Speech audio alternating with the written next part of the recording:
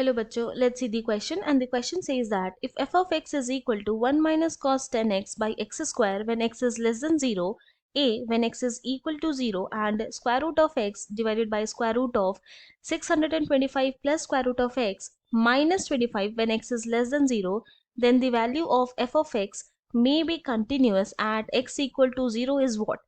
हमें यहाँ पे चार ऑप्शन गिवन है, आउट ऑफ विच कोई एक ऑप्शन ही करेक्ट होगा. Option A is 25, option B is 50, option C is minus 25 and option D is none of these. तो हम लोग क्या करेंगे यहाँ पे, सबसे पहले हमारा की कॉन्सेप्ट लिख लेंगे जो यूज करने वाले हैं. तो जो की कॉन्सेप्ट हम लोग यहाँ यूज करेंगे वो ये होगा कि if function f of x is continuous at point x equal to a, then limit x tends to a minus f of x, which is the left hand limit, is equal to limit x tends to a plus f of x, which is the right hand limit, is equal to f of a. ये हमारा first की concept होगा. हमारा जो second की concept है जो हम लोग यहाँ यूज करने वाले हैं वो है limit x tends to 0 sin x by x is equal to 1. ना अब ये दो की कॉन्सेप्ट का हेल्प से हम अपने क्वेश्चन को सॉल्व करेंगे. तो यहाँ पे हमें क्या बोला गया है कि फंक्शन गिवन है, ये फाइंड आउट करना है कि a की वैल्यू क्या होगी अगर फंक्शन जो है कंटिन्यूस होगा x इक्वल टू 0 पे. तो फर्स्ट की कॉन्सेप्ट लिखते हैं. तो if given function f of x is continuous at x equal to 0, then limit x tends to 0 minus f of x is equal to f of 0 हो सकता है. हम लोग यहाँ पे क्या कर रहे हैं, इन दोनों का रिलेशन लेंगे. तो this implies limit h tends to 0, right hand side को इस तरह से लिख सकते हैं, देन f of x के प्लेस में 0 माइनस h पुट कर देंगे and then this is equal to f of 0.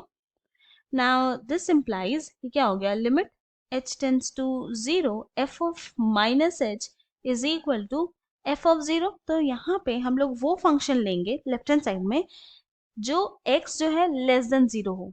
तो यहाँ पे कौन सा फर्स्ट वाला फंक्शन आ रहा है.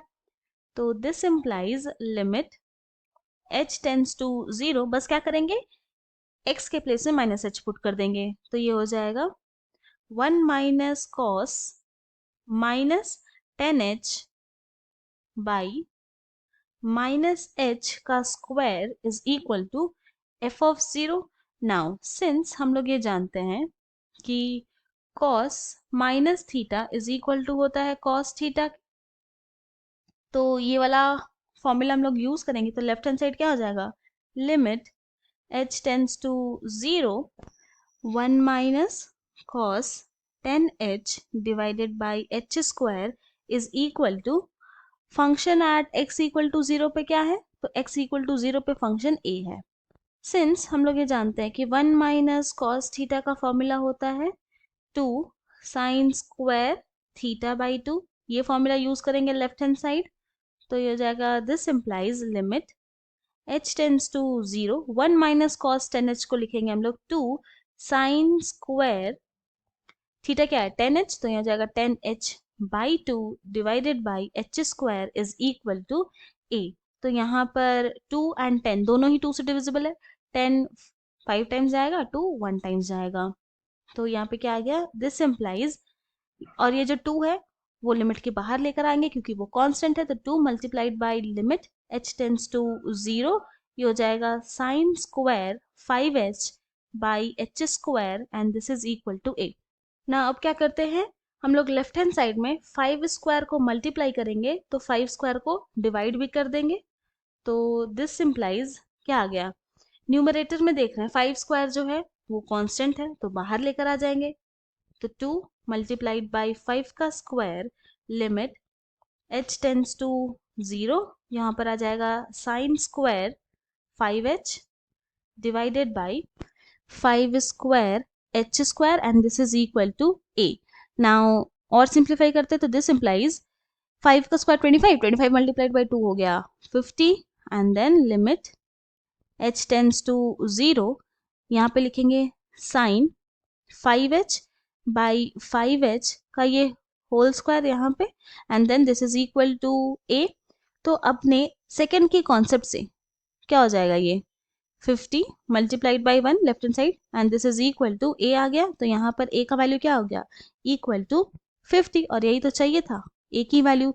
तो therefore the value of a is 50, and ये जो आंसर है वो ऑप्शन बी के साथ मैच करता है, इसीलिए option B is correct. I hope you have understood it well. Thank you and best of luck.